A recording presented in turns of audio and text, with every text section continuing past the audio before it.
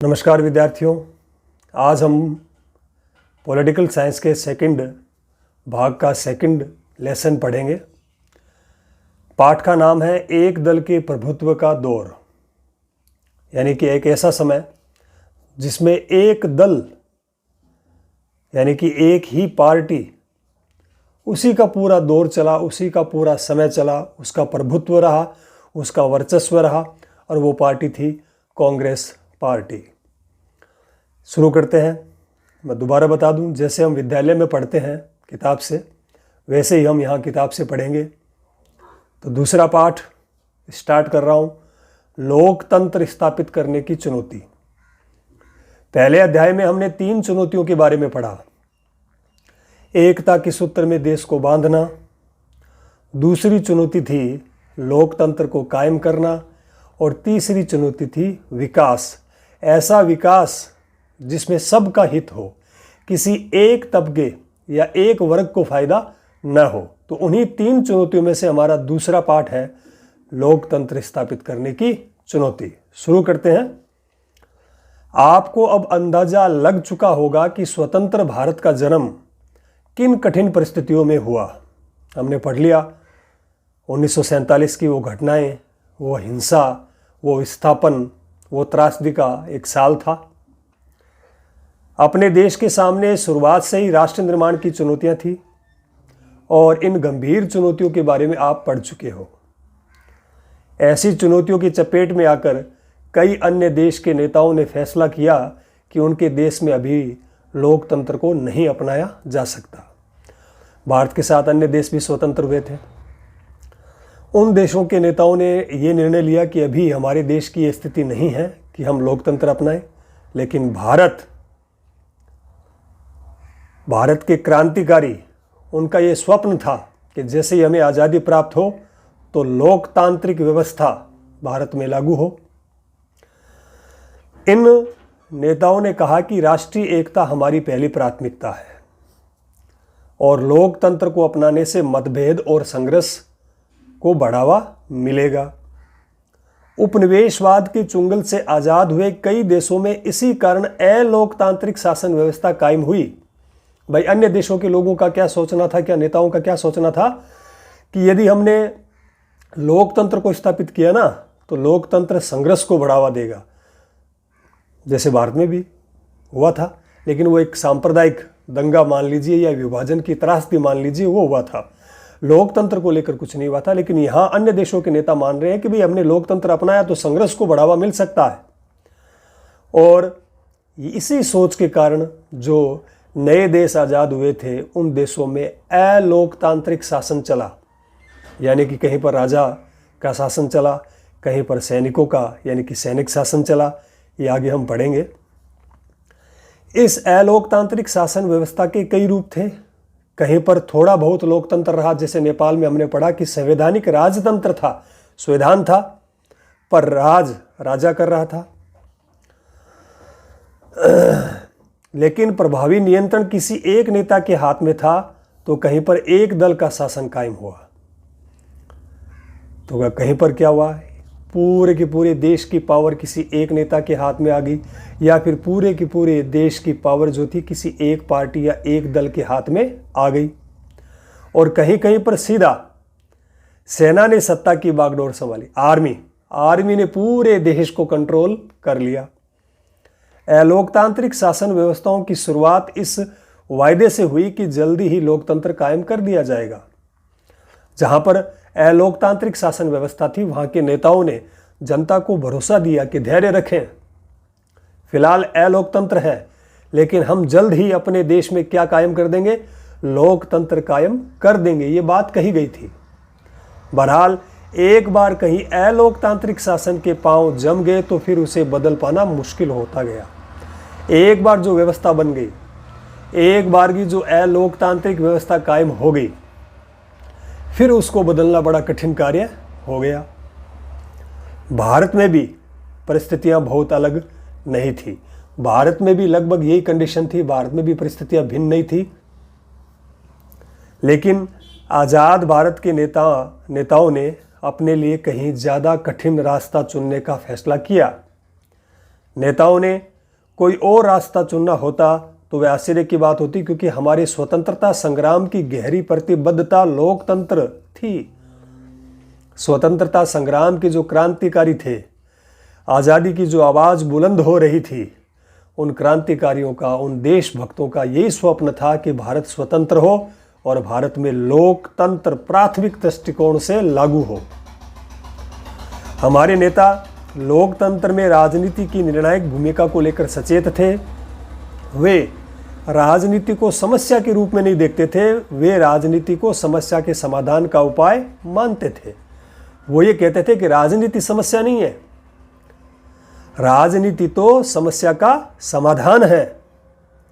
हर समाज के लिए फैसला करना जरूरी होता है कि उसका शासन कैसे चलेगा और वह किन कायदे कानून पर अमल करेंगे, लागू करेंगे।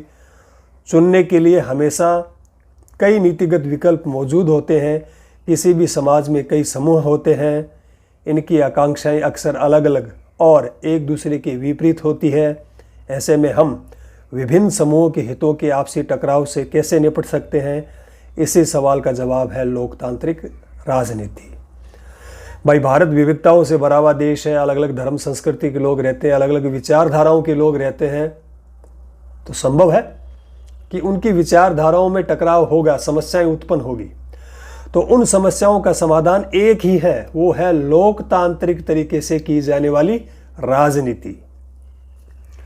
सत्ता और प्रतिस्पर्धा राजनीति की दो सबसे ज़्यादा प्रकट चीज़ें हैं, लेकिन राजनीतिक गतिविधियों का उद्देश्य जनहित का फैसला करना और उस पर अमल करना होता है।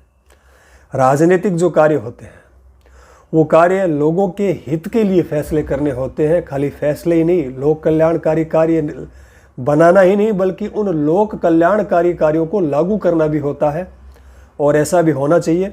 हमारे नेताओं ने इसी रास्ते को चुनने का फैसला किया। हमारे नेताओं ने कह दिया कि जो भी स्थिति बने हम लोकतंत्र को ही चुनेंगे। पिछले साल आपने पढ़ा कि हमारा संविधान कैसे बना, 11th क्लास की बुक में। आपको याद होगा कि हमारा संविधान, अंडरलाइन कर लो, 26 नवंबर सन 1949 को अंगीकृत किया गया। क्या किया गया? अंगीकृत, कंफ्यूज मत होना। सन बताया गया है, 26 नवंबर सन 1949 को हमारा संविधान अंगीकृत किया गया और 24 जनवरी 1950 को इस पर हस्ताक्षर हुए, यानी कि संविधान पर सभी नेताओं ने सिग्नेचर कर दिए। कब किए? 24 जनवरी 1950, अंडरलाइन कर लो। और यह संविधान 26 जनवरी 1950 से लागू हो गया।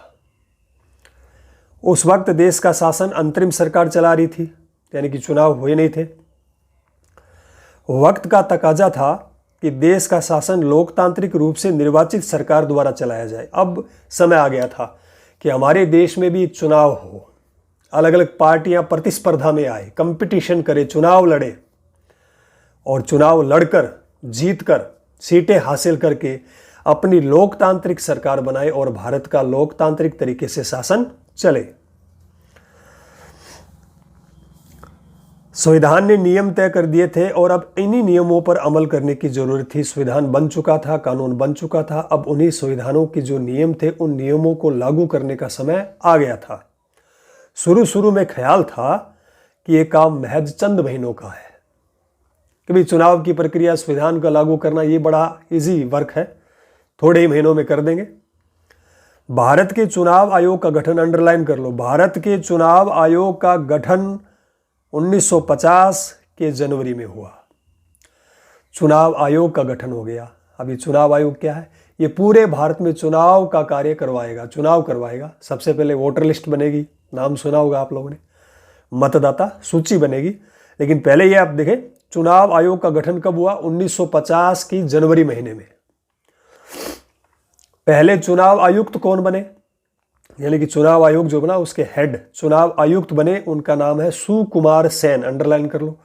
सुकुमार सेन पहले चुनाव आयुक्त बने। उम्मीद की जा रही थी कि देश का पहला आम चुनाव सन 1950 में ही किसी वक्त हो जाएगा। ये सब कयास लग रहे थे, सब लोग आशा कर रहे थे कि भाई हमारे देश के अंदर पहला आम चुनाव सन 1950 में कभी भी हो सकता है किसी भी महीने में हो सकता है। बुक से ही पढ़ा रहा हूँ। पेज घुमाइए, पेज नंबर 28, आगे पढ़ते हैं। बहरहाल चुनाव आयोग ने पाया कि भारत के आकार को देखते हुए एक स्वतंत्र और निष्पक्ष आम चुनाव कराना कोई आसान मामला नहीं है। विशाल भारत और पहली बार चुनाव हो रहा है, नई चीज है, और उस नई चीज को लागू करना, अमल में लाना, उसके लिए प्लानिंग बनाना बड़ा कठिन कार्य है। तो चुनाव आयोग भी सोच रहा, यार इतना बड़ा स्वतंत्र और विशाल देश और उसके अंदर निष्पक्ष, बिना किसी भेदभाव के पूर्ण लोकतांत्रिक तरीके से चुनाव कराना, ये कोई आसान काम नहीं था। चुनाव करवाने के लिए चुनाव क्षेत्र का सीमांकन जरूरी था। अब विधानसभा क्षेत्र बनाए जाएंगे, चुनाव के लिए सीमांकन किया जाएगा, फिर मतदाता सूची, यानी कि अभी बताया ना मैंने, वोटर लिस्ट, मतदाता सूची यानी कि मताधिकार प्राप्त वयस्क व्यक्तियों की सूची बनाना भी आवश्यक था। जो वयस्क लोग हैं उनकी सूची बनेगी। इन दोनों कामों को बहुत सारा समय लग गया। मतदाता सूचियों का जब पहला प्रारूप प्रकाशित हुआ, पहली वोटर लिस्ट बनकर रेडी हुई, तो पता चला कि इसमें 40 लाख महिलाओं के नाम दर्ज होने से रह गए। 40 लाख महिलाओं के नाम छूट गए। इन महिलाओं को अला की बेटी फलां की बीबी के रूप में दर्ज किया गया था। चुनाव आयोग ने ऐसी प्रविष्टियों को मानने से इनकार कर दिया। यानी कि महिलाओं का पूरा एड्रेस, पूरा परिचय, या किसकी बीबी है, किसकी पुत्री है, ये चीज उस मतदाता सूची में अंकित नहीं की गई। तो चुनाव आयोग ने इस प्रविष्टियों को जो एंट्री करके लाए थे कर्मचारी, उसको मानने से इनकार कर दिया गया।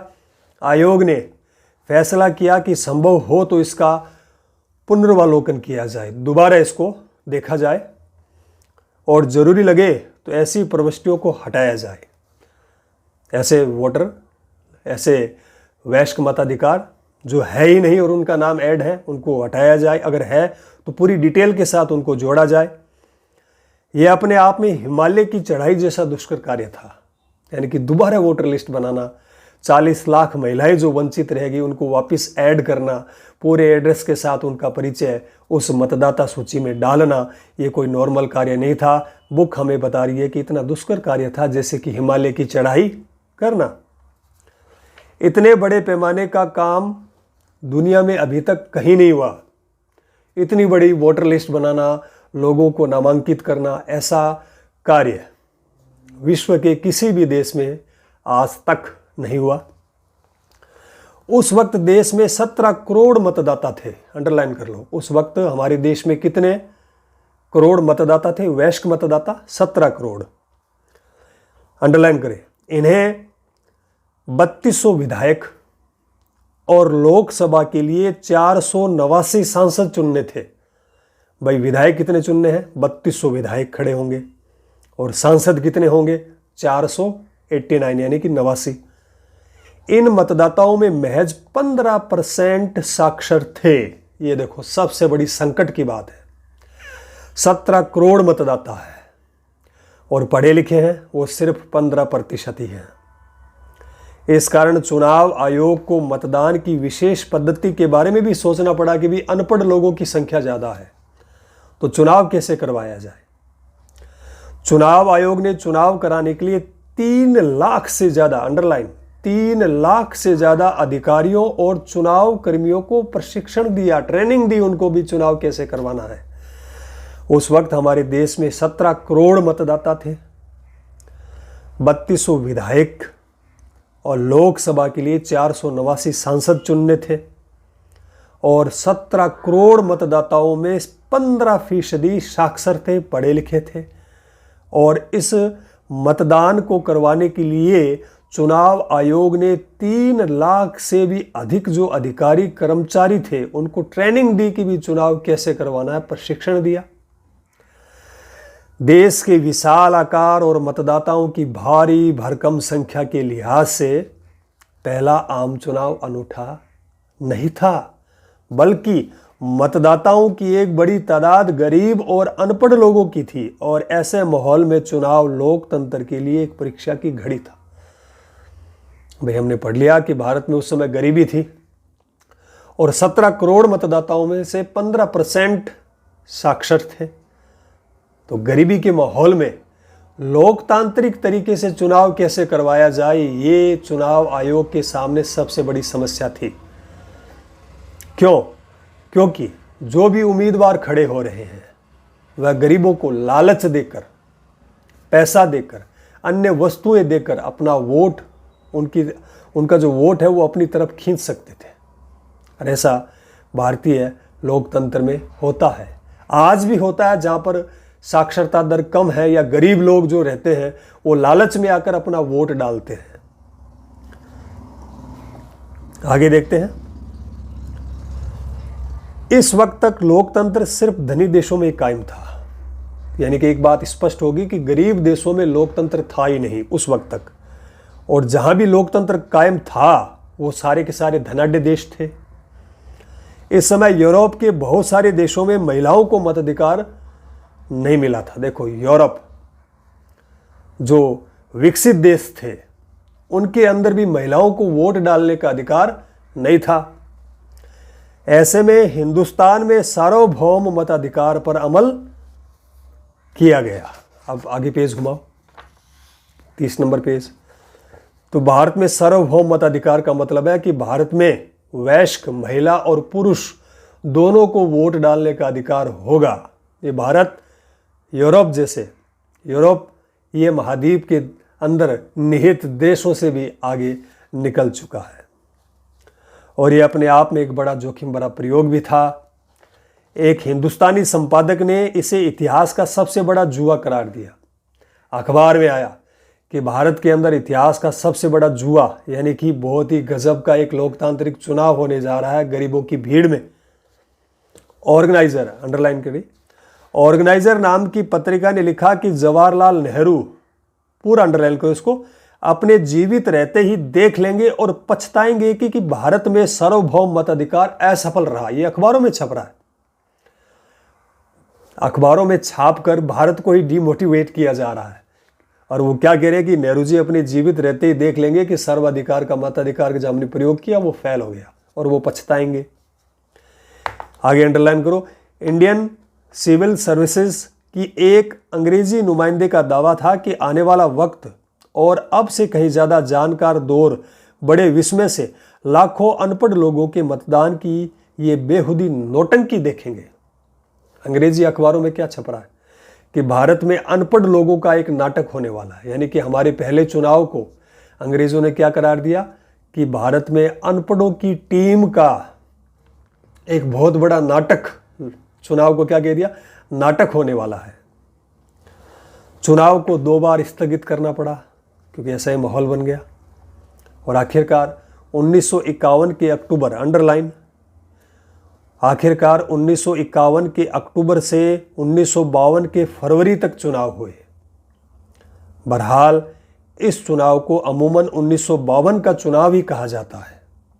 भाई 1951 के अक्टूबर में स्टार्ट हुआ और 1952 के फरवरी तक ये चुनाव चले, लेकिन बुक हमें कह रही है कि इसे अमूमन हम 1952 का चुनाव ही कहते हैं। अंडरलाइन कर लीजिए, क्योंकि देश के अधिकांश हिस्सों में मतदान 1952 में ही हुए। 1951 में शुरू हुए, लेकिन देश के ज़्यादातर हिस्सों में 1952 में ही कंप्लीट हुए। फरवरी के महीने तक चुनाव अभियान हुए।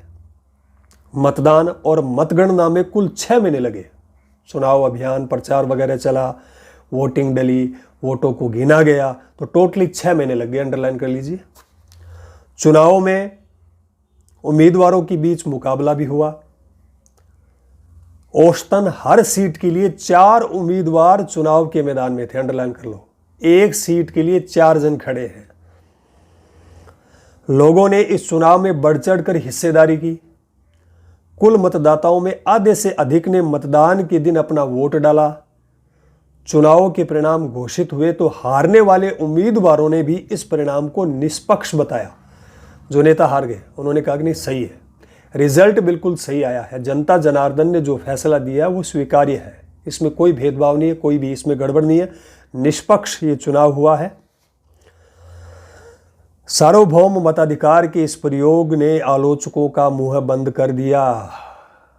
क्या कहा गया था पहले कि नेहरू जी अपने जीवित रहते हुए देख लेंगे और पछताएंगे कि सार्वभौम मताधिकार का प्रयोग असफल हो गया। ये कहा गया था, अखबारों में छपा था।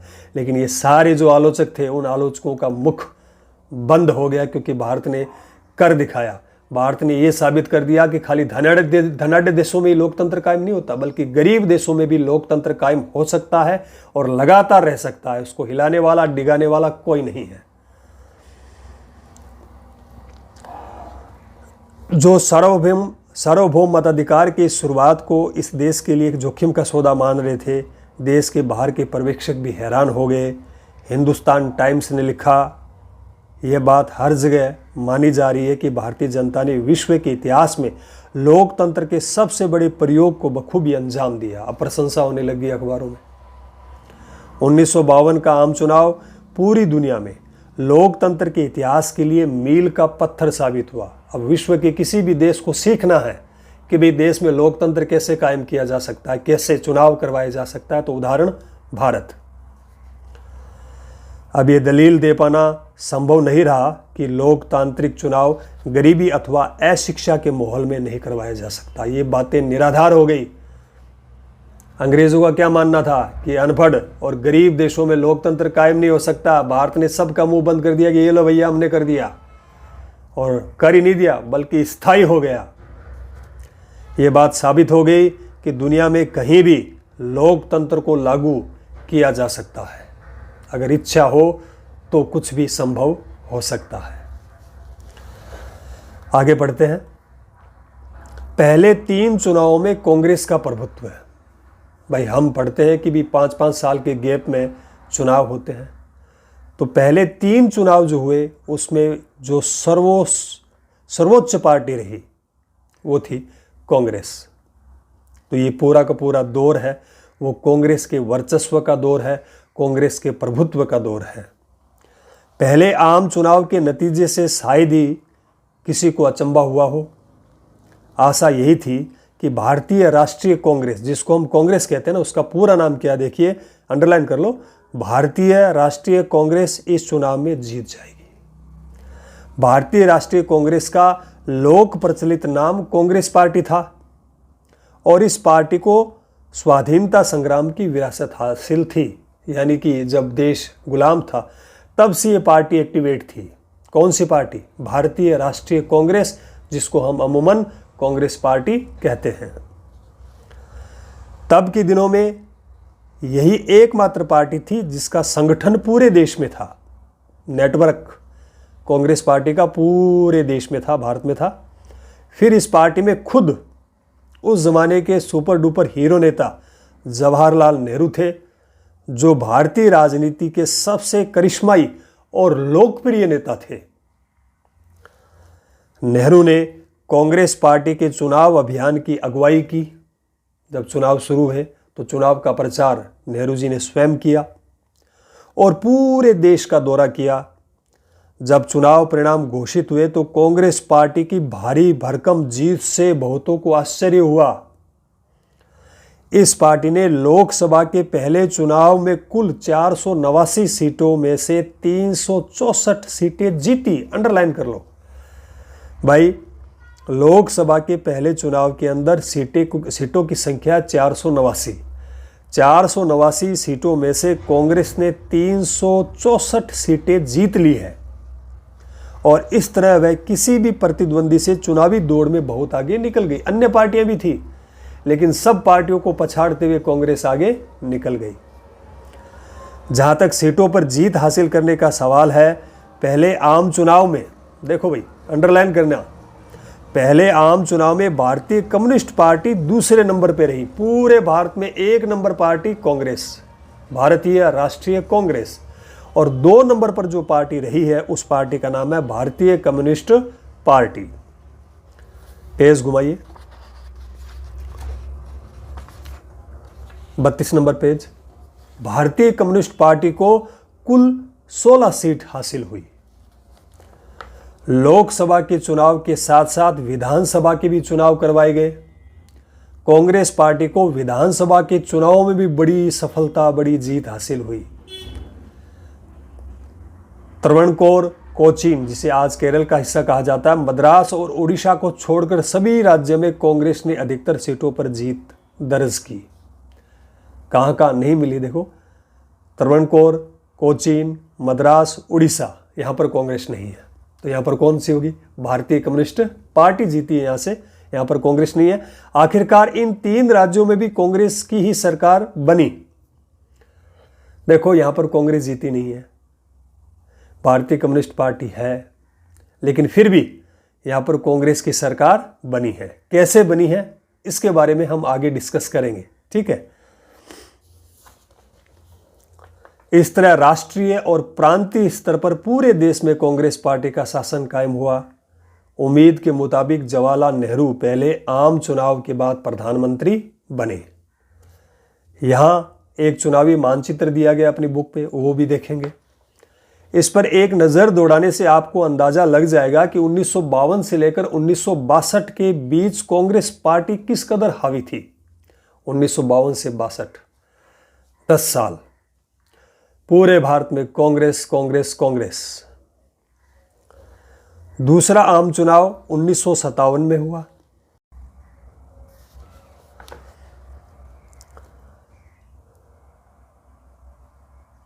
दूसरा आम चुनाव 1957 में हुआ और तीसरा आम चुनाव हुआ 1962 में। इन चुनावों भी कांग्रेस पार्टी ने लोकसभा में अपनी पुरानी स्थिति बरकरार रखी और उसने 3/4 सीटें जीती।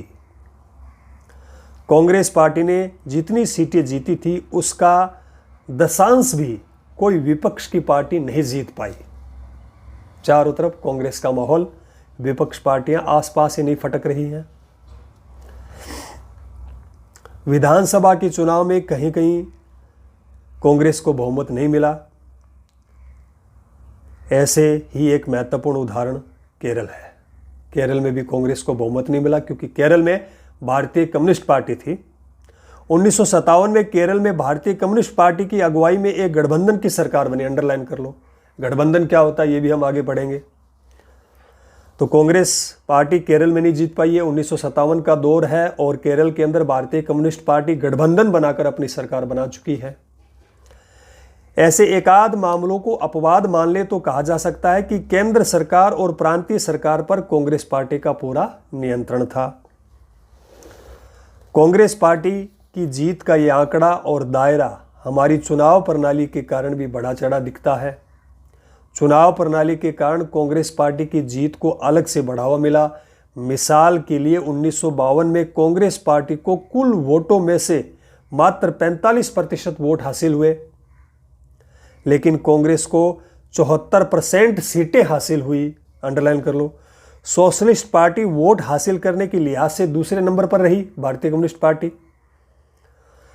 उसने 1952 के चुनाव में पूरे देश में कुल 10% वोट मिले थे। उसे 1952 के चुनाव में पूरे देश में कुल 40% वोट मिले थे, लेकिन यह पार्टी 3% सीटें भी नहीं जीत पाई। आखिर यह हुआ कैसे? पिछले साल भारतीय संविधान सिद्धांत और व्यवहार नाम की किताब में आपने पढ़ा है कि सर्वाधिक वोट पाने वाले की जीत होती है। आगे का पाठ शेष जो बचा है अगले वीडियो में पढ़ते हैं। देखने के लिए धन्यवाद। जय हिंद, जय भारत।